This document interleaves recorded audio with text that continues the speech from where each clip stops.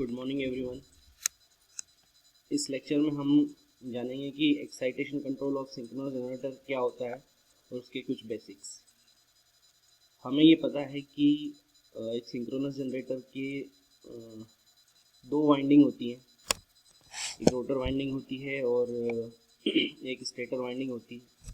Stator winding पे armature coils होती हैं और रोटर वाइंडिंग्स पे जनरली फील्ड कोइल जो है वो प्लेस की जाती है।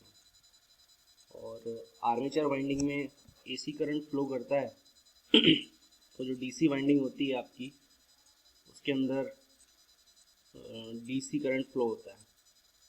और जो डीसी वाइंडिंग होती है जो कि रोटर की पावर प्लेस्ड होती है, उसका मेन इंटेंशन ये होता है कि वो जो डीसी वाइंडिंग जो है वो फील्ड क्रिएट करती है, अल्टरनेट नॉर्थ और साउथ पोल क्रिएट करती है इन द एयर गैप। और उस एयर गैप में जब वो रोटर को घुमाया जाता है, रोटेट किया जाता है, तो वो फील्ड भी सिंक्रोनस स्पीड के साथ घूमती है। तो जो एक्साइटेशन है, जो डीसी एक्साइटेशन है, उसी को वो बोलते हैं हम main excitation of the synchronous generator, यानी कि वही हमारा मेन एक्साइटेशन होता है। और एसी वाइंडिंग जो है वो एक्साइटेड होती हैं एसी करंट से, आर्मेचर वाइंडिंग जो होती है। जो सिंक्रोनस मशीन है वो ड्यूअली एक्साइटेड मशीन होती है, इसमें दोनों वाइंडिंग को एक्साइटेशन में रखा जाता है। अब आप इसमें एक्साइटेशन कंट्रोल क्या होता है, इसके बेसिक्स क्या होता है, सबसे पहले हम ये देखना चाहेंगे। देखिए, मेनली क्या होता है कि जो वोल्टेज है terminals at the terminals of generator output, वो बहुत हद तक एक्साइटेशन पे डिपेंड करता है। जब एक जनरेटर ओवर एक्साइटेड होता है तो वो एक लैगिंग पावर फैक्टर पे वर्क करता है, और जब जनरेटर अंडर एक्साइटेड होता है तो लीडिंग पावर फैक्टर पे वर्क करता है।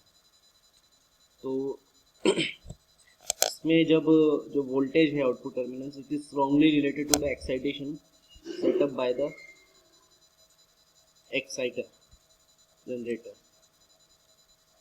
एक्साइटेशन कंट्रोल में क्या होता है कि हमारा जो आउटपुट टर्मिनल्स हैं अल्टरनेटर के, उस पे जो आउटपुट पे जो वोल्टेज होता है उसको सेंस किया जाता है पावर पोटेंशियल ट्रांसफार्मर से, और उसको सेंस करके रेफरेंस वोल्टेज से कंपेयर किया जाता है।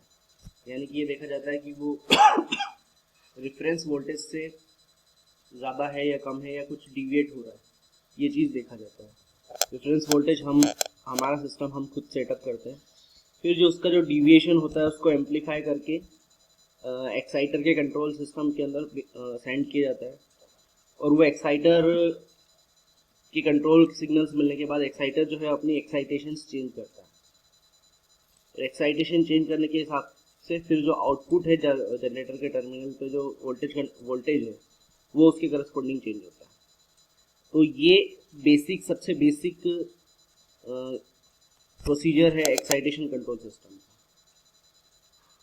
यहाँ पर जब ओवर वोल्टेज अगर ज़्यादा होगा तो एक्साइटेशन को कम किया जाता है, और अगर वोल्टेज कम है तो एक्साइटेशन बढ़ा दिया जाता है। तो ये बेसिक है, basic of excitation control system. इसी के बेसिस के ऊपर और आप देखेंगे कि इसमें ऑटोमेटिक वोल्टेज कंट्रोल भी किए जाते हैं। इसी बेसिक ऑफ एक्साइटेशन कंट्रोल के ऊपर और ज़्यादा मॉडिफिकेशन करके ये 3 टाइप के होते हैं। एक डीसी एक्साइटेशन सिस्टम होता है, फिर एसी एक्साइटेशन सिस्टम होता है, और स्टैटिक एक्साइटेशन सिस्टम होता है। पर बेसिक्स उसमें यही होता है, लेकिन उसमें अलग अलग टाइप से मॉडिफिकेशन कर दिए जाते हैं। डीसी एक्साइटेशन में डीसी जनरेटर आपका यूज़ होता है, स्टैटिक एसी एक्साइटेशन में जो है रेक्टिफायर यूज़ होते हैं, और स्टैटिक में एक्साइटेशन सिस्टम में थायरिस्टर कंट्रोल वगैरह और जो भी पावर इलेक्ट्रॉनिक डिवाइसेस हैं वो कंट्रोल यूज़ होता है उसमें। तो ये बेसिक्स है एक्साइटेशन कंट्रोल के, और ये मेनली जो है वोल्टेज को कंट्रोल करने के लिए यूज़ होता है of synchronous generator.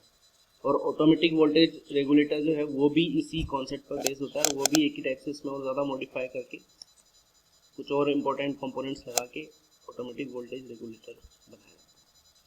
So this is a slight introduction about excitation control in synchronous generator.